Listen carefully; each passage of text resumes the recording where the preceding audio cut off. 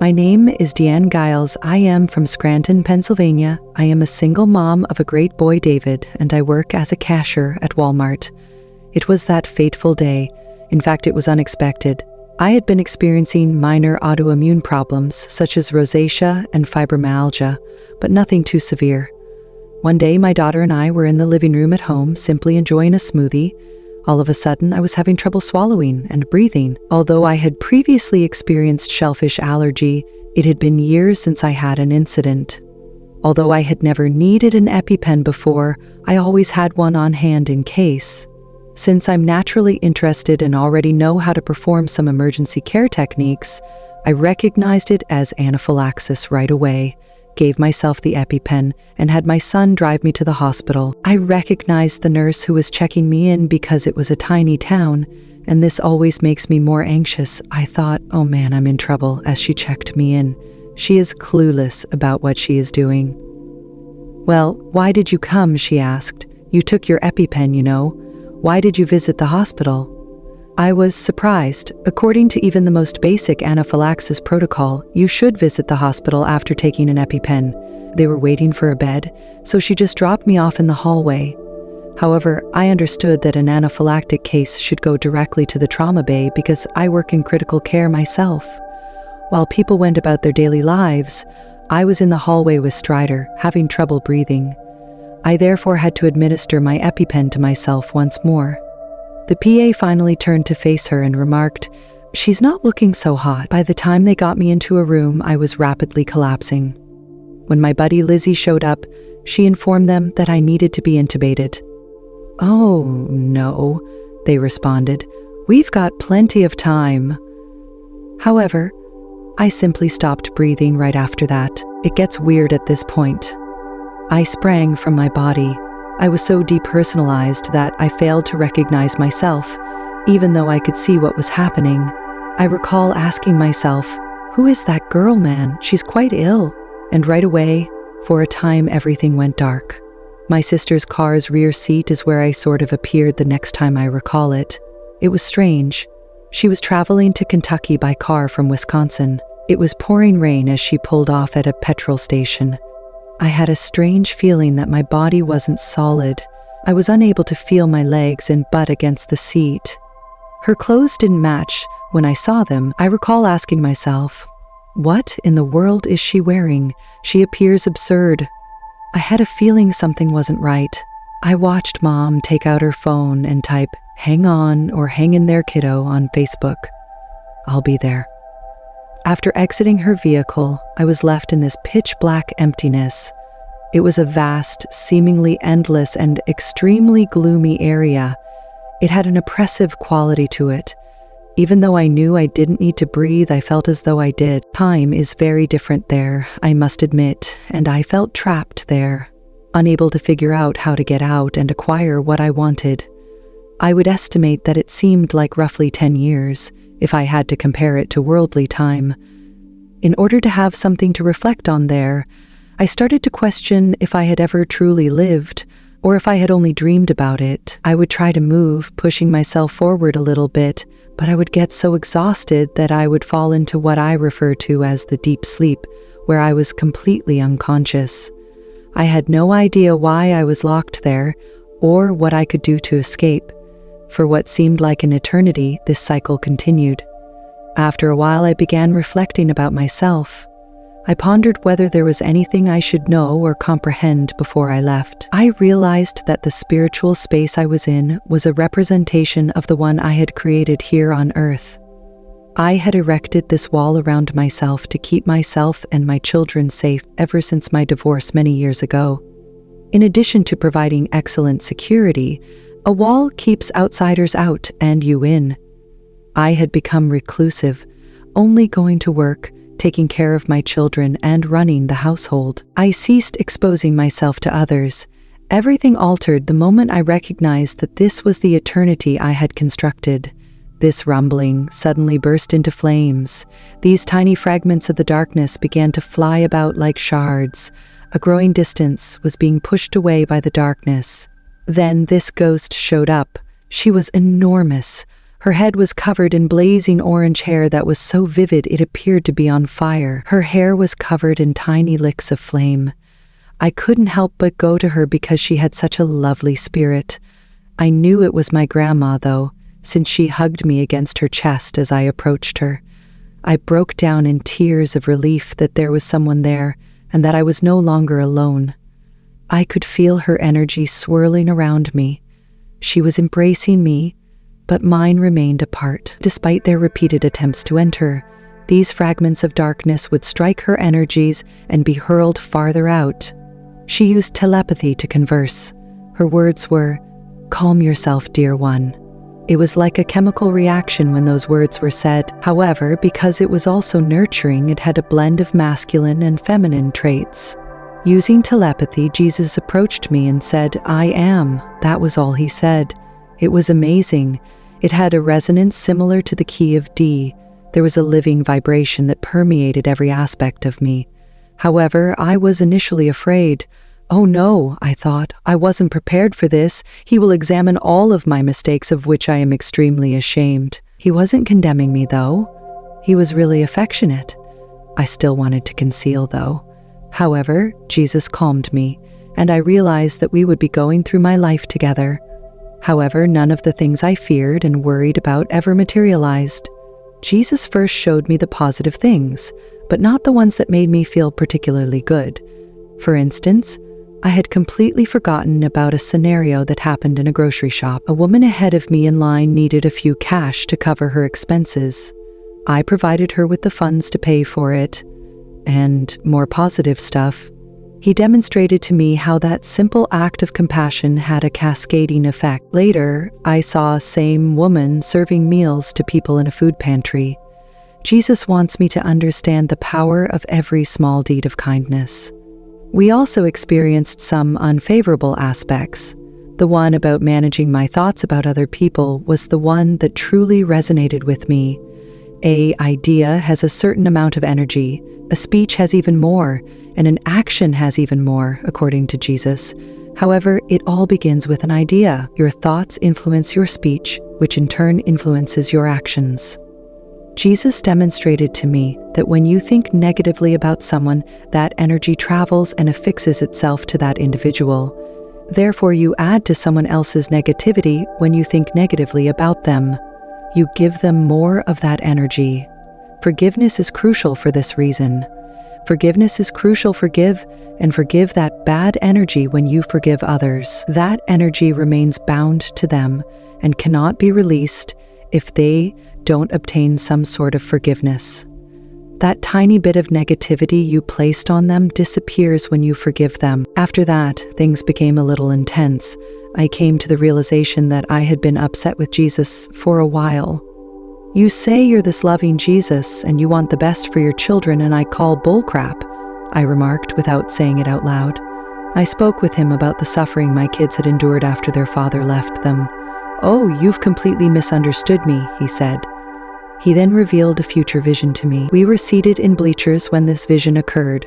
Beside me was my eldest son, David, and we were watching my 5 or 6-year-old grandson play soccer.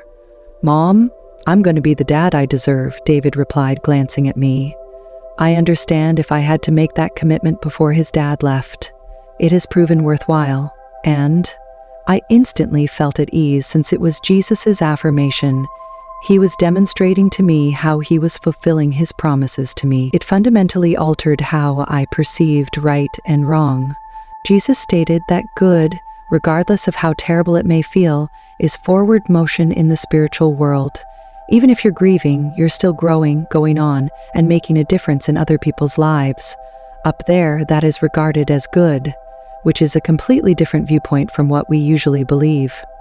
Jesus demonstrated to me that you are still good if you are performing good work, despite all the challenging conditions. It's not awful. You're making progress.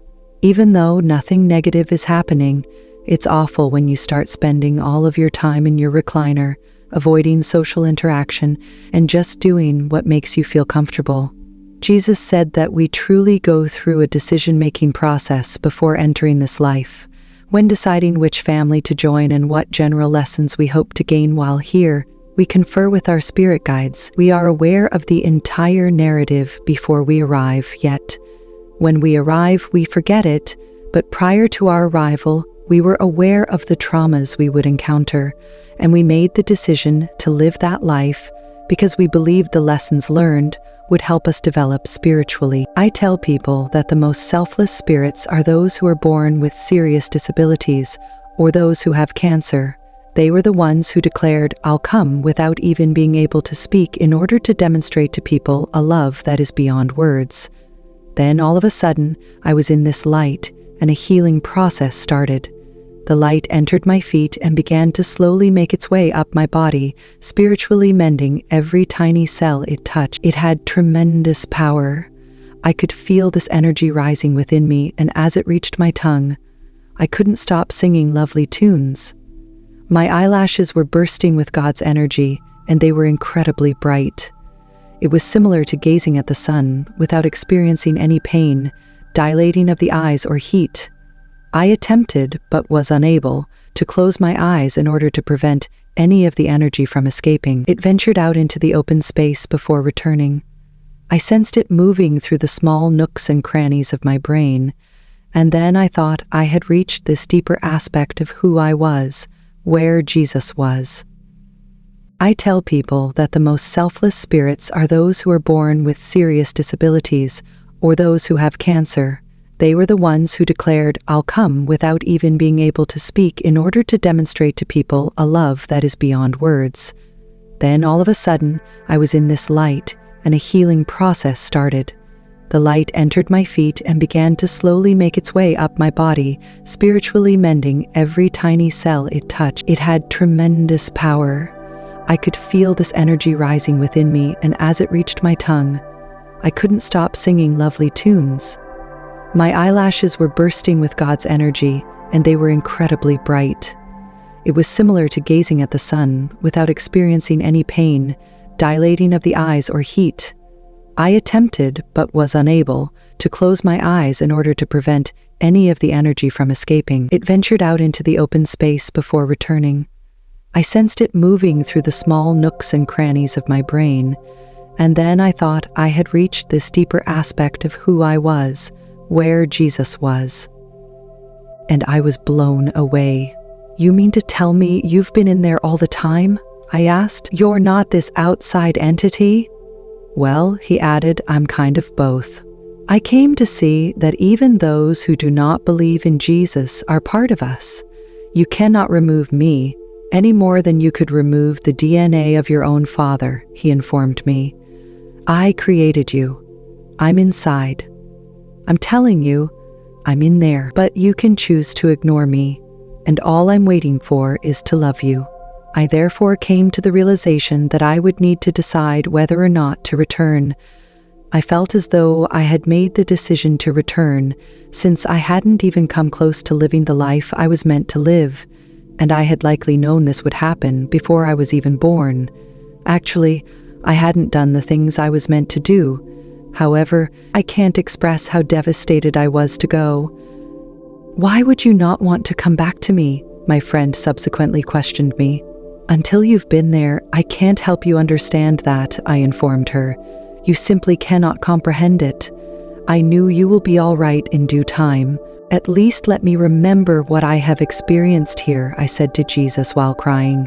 "Because if I can't remember this, I don't think I'll have any hope." I awoke. I was no longer on a ventilator. The first thing I said while my sister was standing there was, "I was with Jesus." "It's ironic," a nurse said. "A psychologist is the first person sent to see me at St. Joseph Catholic Hospital. They said that I was experiencing hallucinations. That information follows you around in your medical records, you know? It has occasionally been frustrating, and I simply couldn't get over the irony of that. The responses have been, to put it mildly, conflicting. It's interesting, all right.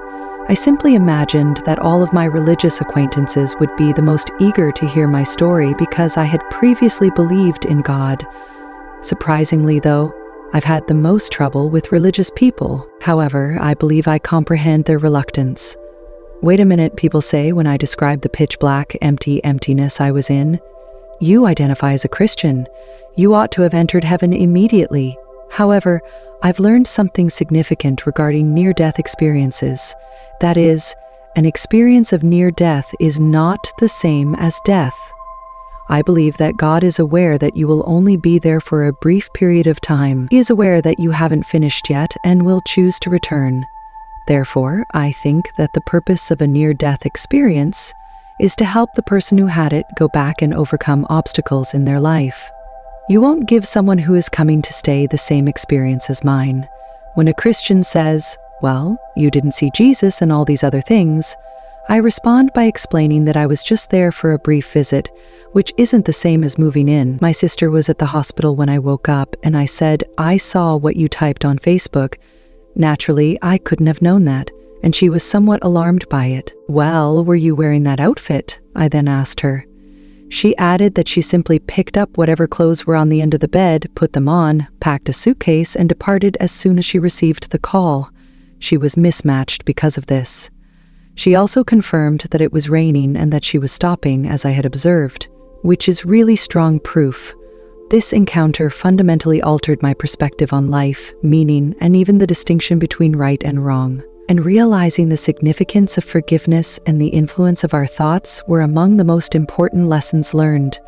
I discovered that, even if we never act upon them or utter them out loud, our thoughts have actual force and have the power to influence other people, which is a significant obligation on our part, and for that reason, forgiving is extremely important. We are genuinely adding to the negativity of others when we harbor unfavorable opinions about them. However, when we forgive, we let go of that bad energy and give the other person and ourselves the opportunity to grow and heal. To be honest, I'm a lot more aware of my thoughts now. I make an effort to recognize when I'm thinking badly of someone and deliberately change my viewpoint to one that is more sympathetic. Although it's not always simple, I've discovered that it's really transforming. And another area where my viewpoint has totally changed is how I perceive pain and adversity.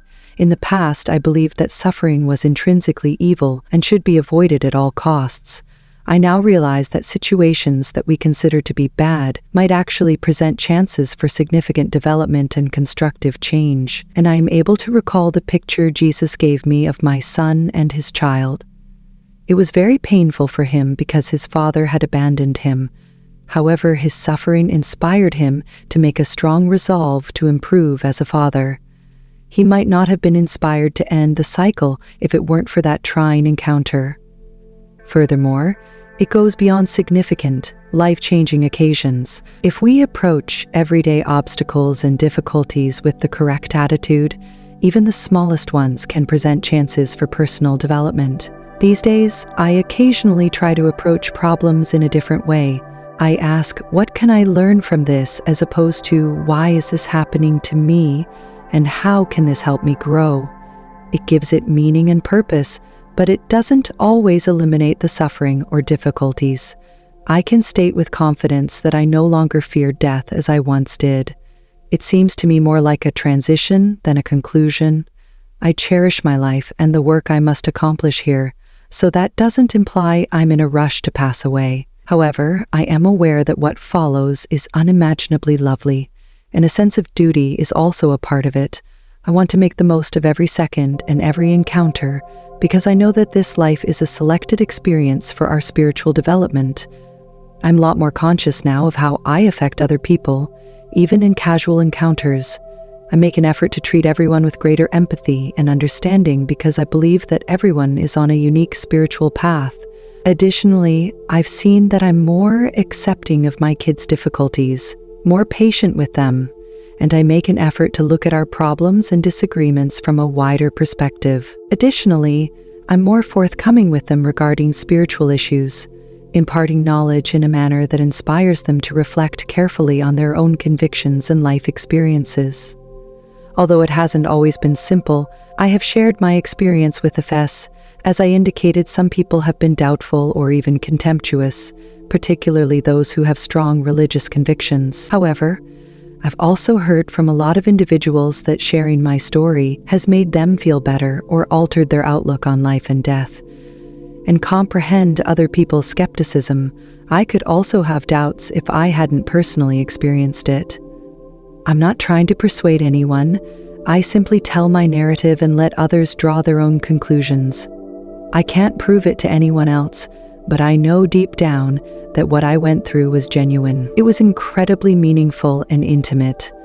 Although I firmly believe that I am now a Christian, my knowledge of God and spirituality has greatly increased. I now see that God is far more expansive and all-pervading than I could have ever dreamed. And in contrast to conventional Christian dogma, I think that all religions and spiritual paths are unique means of establishing a connection with that divine presence. And I am aware that some individuals find it awkward. However, I am only able to express my reality. I learned from my experience that God is a loving, judgment-free God, a God that exists inside every one of us, independent of our views or deeds. I believe it to be true, even though it goes against some traditional religious doctrines there have been some difficulties with. A few members of my church have shown a great deal of interest in my experience and support. Others have shown greater skepticism or worry that my fresh viewpoints conflict with church teaching. I make an effort to concentrate on the fundamental lesson of compassion and love that, in my opinion, lies at the center of all genuine spirituality. I don't force my experience on others, but if someone is curious, I'm willing to share. And even if they're not sure how to interpret my near-death experience, I've discovered that a lot of people can relate to the lessons I learned about love, forgiveness, and the strength of our ideas. I now feel more sympathy for my friends and co-workers, particularly those who are dealing with life-threatening illnesses or passing away. In addition to their bodily problems, I'm more sensitive to their emotional and spiritual requirements. Additionally, I'm more equipped to offer consolation to individuals and families coping with terminal illnesses. I've discussed death and what might happen beyond it with patients and their families on several occasions. It has been incredibly fulfilling to be able to offer a viewpoint of hope and peace. Even though I always act professionally and with respect for their beliefs, your life seems to have been impacted by your experience in every way. It has, in fact. Integrating such a powerful experience into daily life is a continuous process. Therefore, it's not always simple. But every day I'm thankful for it. I now have a deeper perspective of life and a sense of purpose that I never had before thanks to it. It was oppressive and terrible at the moment. However, I now see it as an essential component of my path. I learned about the negative effects of spiritual and emotional isolation. It served as a striking example of what happens when we cut ourselves off from relationships and affection. The lesson was especially potent because of the juxtaposition between that darkness and the amazing brightness and love I later encountered. To truly appreciate the light, I had to comprehend the darkness. In the spiritual world, time seemed so strange. There was just a little time here on earth, even if it seemed like years. I'm now much more conscious of how we view time and how constrained our worldly viewpoint might be as a result. At the moment, I'm less prone to delay crucial discussions or experiences or to become mired in trivial worries. In addition, I have a better understanding of the wider picture, which keeps me composed when dealing with day-to-day pressures. I'm still learning how to keep it up to date, but having that wider viewpoint is really liberating. Knowing that we make life decisions before we are even born has dramatically altered my viewpoint on difficulties and pain, and it has given me a new outlook on life's problems.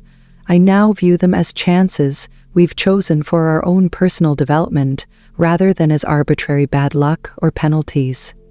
Even when the ache isn't always alleviated, however, it does provide purpose and meaning to the suffering. I make an effort to question myself. What am I supposed to learn from this whenever I'm going through a difficult moment? How can I develop from this? That potent reframe has altered the way I assist others in need, and is now more likely to assist people in finding purpose or room for development in their difficulties, rather than merely offering sympathy or attempting to make things better. I still feel sympathy for them and recognize their suffering.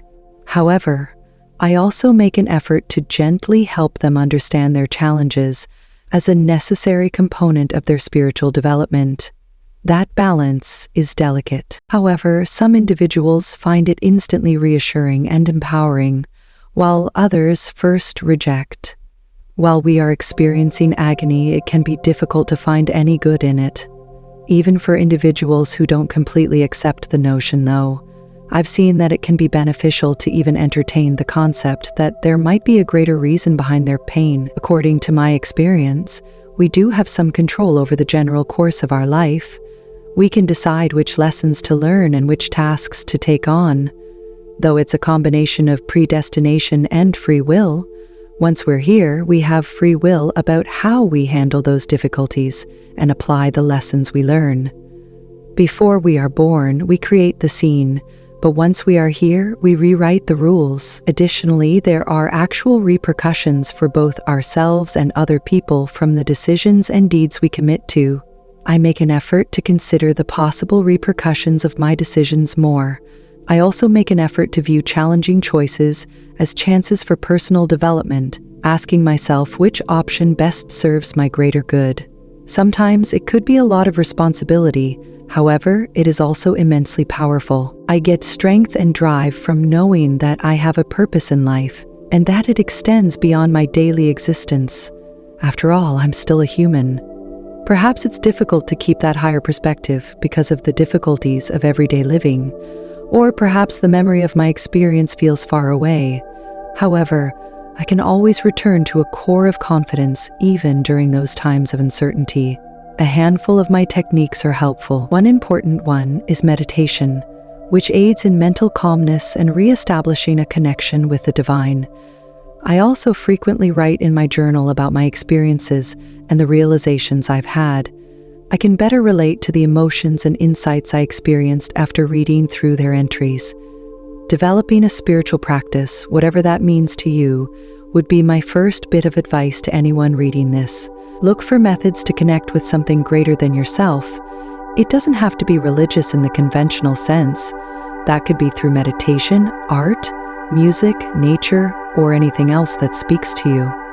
Additionally, I would advise people to seriously consider their views on life, death, and the afterlife. Be willing to consider different viewpoints. Some people may find it difficult, particularly if they hold strong religious convictions. I'm not saying that people should give up their faith, but it can be. However, I do believe it's beneficial to challenge our presumptions and remain receptive to fresh insights. I learned from my experience that the divine is far more expansive and all-encompassing than many of our worldly religions imply. And I will say this, I believe that the power of love is the most significant lesson I took away from my experience. It is a universal, unconditional love for all beings, not only romantic or familial love. Jesus gave me that feeling, and I now try to live up to it in my own life. And this practice is ongoing. I make an effort to handle every interaction, even the challenging ones, with empathy and understanding. Everybody is on their own spiritual path, dealing with their own obstacles and picking up their own teachings, I remind myself. I try to react to hate with love rather than more negativity, but it doesn't mean I let people walk all over me. It's not always simple, particularly when faced with actual cruelty or injustice. However, I've seen that even when it's difficult, reacting with love and compassion may have a profound impact and change circumstances in remarkable ways. This is what I would say. You are incredibly, completely loved. Even if you can't see it, your life has meaning and purpose. Additionally, every loving thought and deed has a greater impact than you may realize. Therefore, treat yourself and other people with kindness and have faith that there is a greater purpose beyond what is seen in our daily life. I hope that anyone who hears about my near-death encounter with Jesus would find some solace and motivation in it. We also appreciate everyone who watched for joining us in this interesting discussion. Take care till the next time, and never forget that Jesus loves you.